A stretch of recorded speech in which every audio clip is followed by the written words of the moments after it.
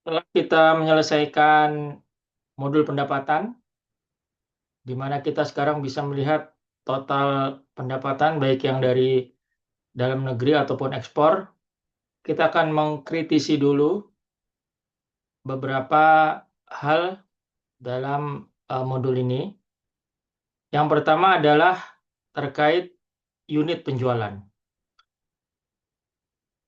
Kalau kita lihat di sini, ini unit penjualannya tidak ada desimalnya. Tapi kalau kita buka dia beberapa angka di belakang koma, 2 angka di belakang koma, kita lihat ini satuannya tidak nol ya, tidak bulat ya, dia pecahan. Ada pecahan desimal 2 angka di belakang koma ini. Begitu juga ini, dan ini memang tidak terhindarkan. Kalau kita mengalihkan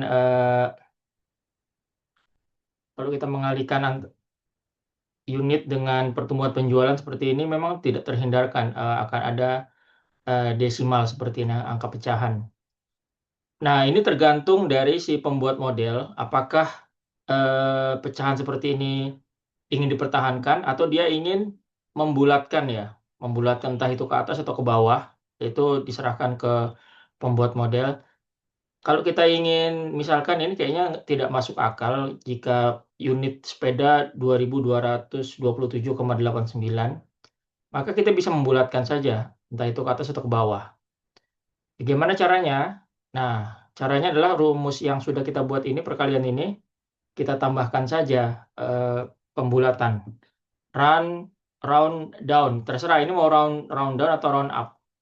Nah, misalkan kita ingin round down saja karena kita tidak ingin ada pecahan, tidak masuk akal unit sepeda ada pecahan. Oke, kita round down. Nah, seperti ini dia akan bertanya numbernya ya adalah angka yang sudah kita cari ini. Ini adalah numbernya.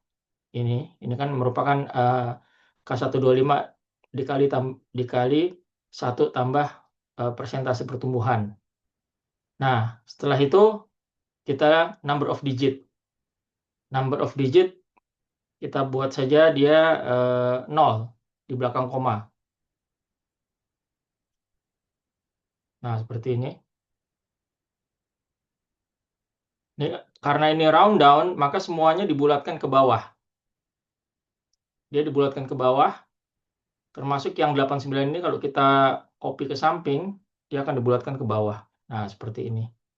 Yang sebelumnya seperti ini, dia akan dibulatkan seperti ini. Nah, ini mungkin lebih masuk akal.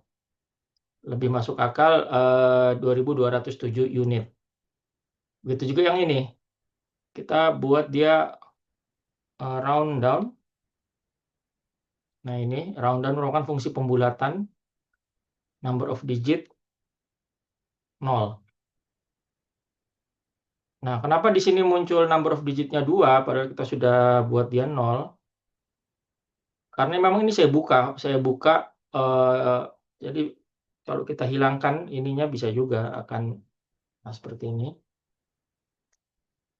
Tapi kalau kita buka nolnya, desimalnya, dia akan 0,0. 0,00, jadi pembulatan ke bawah. Nah, mungkin ini lebih masuk akal. Ini lebih masuk akal.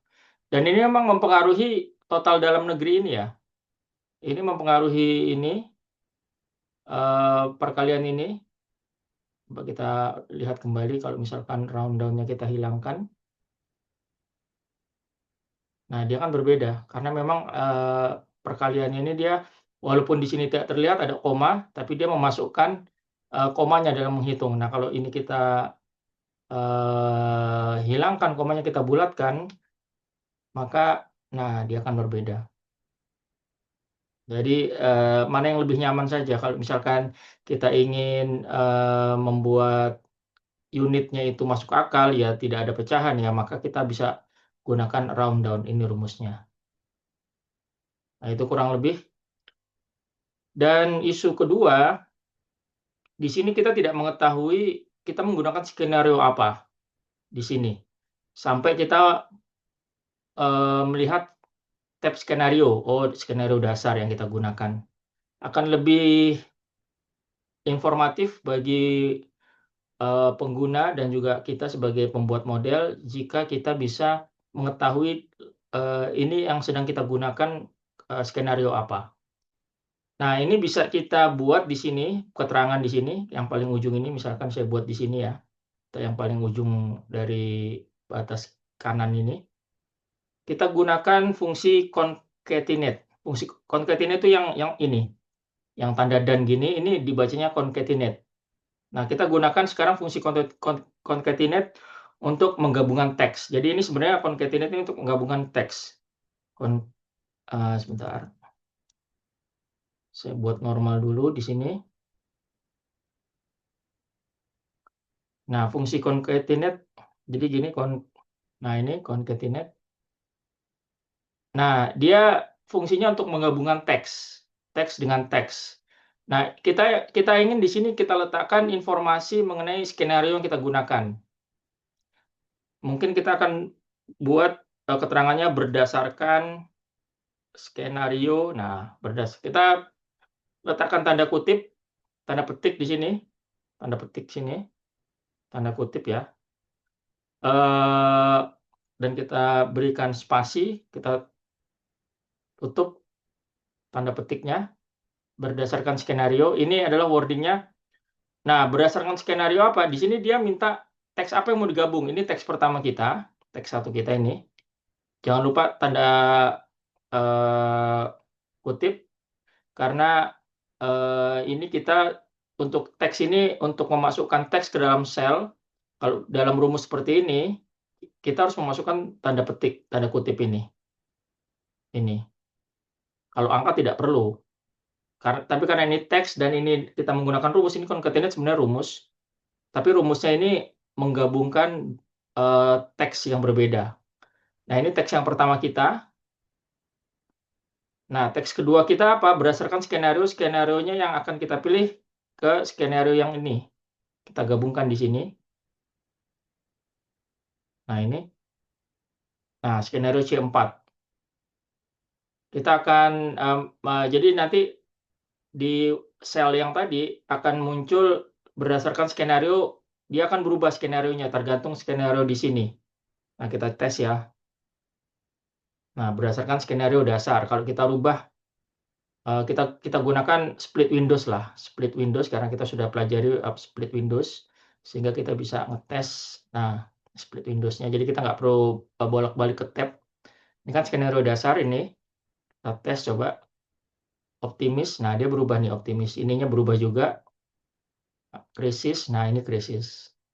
Nah, cuma di sini kita perlu rapikan, karena ini menjorok ke kanan ya, di luar margin kanan kita.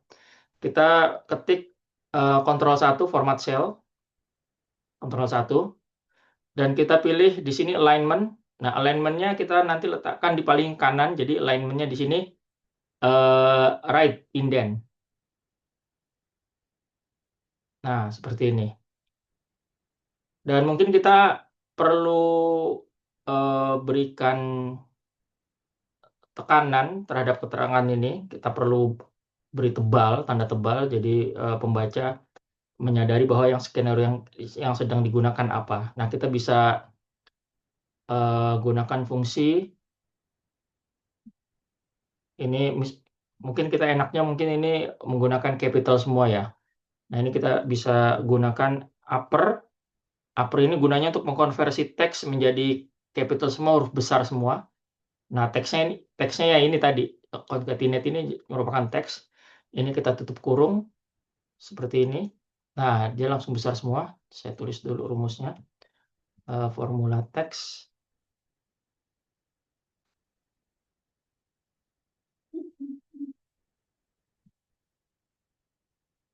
Nah, dia rumusnya ini. Berdasarkan skenario, dan mungkin kita perlu tebalkan, Ctrl B, dan mungkin miring, Ctrl I. Nah, ini sekilas. Dan kalau kita gunakan ini tadi, Windows kedua, lalu ini kita rubah, nah, dia akan ikuti. Nah, dia akan ikuti. Dan ini lebih profesional, terlihat lebih profesional, karena pembaca mengetahui skenario apa yang digunakan di ini kita, di perhitungan kita ini. Dan karena ini nanti akan kita copy di modul-modul berikutnya, termasuk di laporan keuangan ini kita akan copy, maka ini akan kita kunci. Ini kita kunci, kita akan jadikan absolut.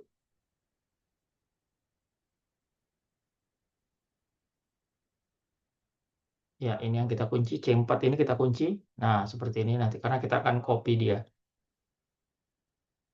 Nah, itu ya. Nah, ini sudah terlihat lebih rapi, lebih profesional, dan kita juga sudah melakukan pembulatan, rundown, jadi tidak ada lagi pecahan yang kalau menurut kita tidak masuk akal, ya kita bulatkan saja, entah itu ke bawah, entah itu ke atas.